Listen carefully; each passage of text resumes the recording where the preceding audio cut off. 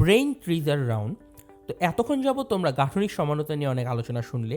এখন ভিডিওটি পজ করে এখানে 4 জোড়া যৌগ দেওয়া আছে, তোমরা বের করার চেষ্টা করো প্রতি জোড়া যৌগ কোন ধরনের সমাণু। যেমন হতে পারে এই দুইজন মিলে শিকল সমানতা প্রদর্শন করে, এই দুইজন মিলে শিকল সমানতা বা অন্য কোনো ধরনের সমানতা প্রদর্শন করে। এই প্রত্যেক জোড়া কোন ধরনের সমানতা প্রদর্শন করে সেটা বের করার চেষ্টা করো। ভিডিওটার পজ খুলে আবার অ্যান্সারগুলো দেখে নাও।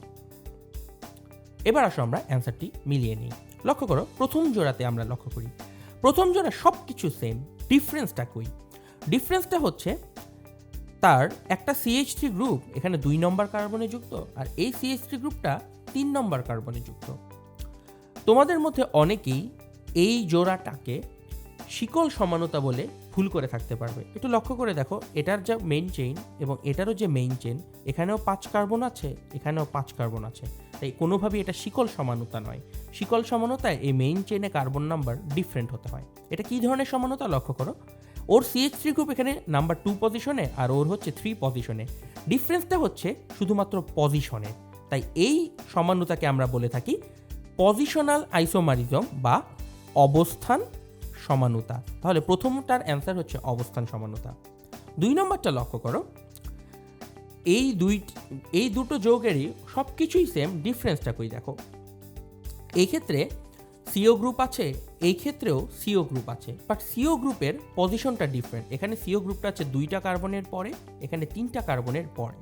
এখানেও কিন্তু পজিশনের ডিফারেন্স, কিন্তু একটা কথা মনে রাখো, CO বা কিটোনটা হচ্ছে একটা দ্বিযোজী কার্যকরী মূলক। দ্বিযোজী কার্যকরী মূলকের অবস্থানের ডিফারেন্স হলে সেটার নাম হচ্ছে মেটামারিজম। তাহলে এই দুটোর অ্যান্সার হবে মেটামারিজম।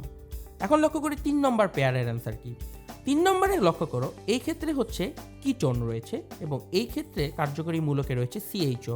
তাহলে এই ক্ষেত্রে কার্যকরী মূলক হচ্ছে কিটোন আর এই ক্ষেত্রে হচ্ছে CHO। তাহলে এক্ষেত্রে কার্যকরী মূলকটাই ডিফারেন্ট হয়ে যাচ্ছে।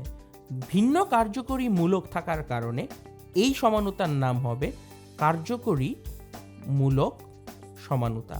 তাহলে মেইন কথা বোঝার চেষ্টা করো, যার যেই পোর্শনটা ডিফারেন্ট সেটা সে ধরনের সমানতা। এখানে অবস্থান ডিফারেন্ট, তাই অবস্থান সমানতা। এইখানে দ্বিযোজী কার্যকরী মূলকের অবস্থান ডিফারেন্ট, তাই মেটামারিজম। এইখানে কার্যকরী মূলকটাই ডিফারেন্ট, তাই কার্যকরী মূলক সমানতা। 4 নম্বরটায় লক্ষ্য করো, এক লাইনে 4টা কার্বন আছে, এখানে এক লাইনে মেইন চেইনে 3টা কার্বন আছে আর একটা হাত বের হয়ে গেছে। তার মানে মেইন কার্বন চেইনের শিকলটার কার্বনের নাম্বার ডিফারেন্ট। কার্বনের নাম্বার যখন শিকলে চেঞ্জ হয়ে যায় সেটাকে আমরা বলে থাকি শিকল সমানুতা। তাহলে এইটার অ্যান্সার হবে শিকল সমানুতা। তাহলে আউট অফ 4-এ 4টার মধ্যে কার কয়টা হলো সেটা মার্কিং করে নিচে কমেন্টে এসে পোস্ট করে দিও, যাতে করে আমরা বুঝতে পারি তোমরা কতটুকু পেরেছো।